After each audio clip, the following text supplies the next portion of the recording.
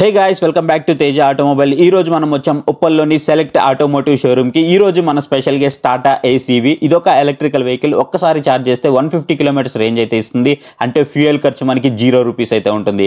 1000 kgs వరకు loading capacity అయితే ఉంటుంది. 21 kWh బ్యాటరీ ప్యాక్ తో వస్తుంది. అంతేకాదు టాటా అనే నమ్మకమైన బ్రాండ్ వాల్యూ ఎలాగో ఉంది. ఈవీ కాబట్టి మెయింటెనెన్స్ అయితే చాలా తక్కువ ఉంటుంది. ఒక మంచి ఎలక్ట్రికల్ వెహికల్ కోసం చూస్తూ తక్కువ ఖర్చుతో నమ్మకంగా ఉండే ఒక ఎలక్ట్రికల్ వెహికల్ కావాలంటే టాటా ఏసీవీ అయితే మన కోసమే ఉంది.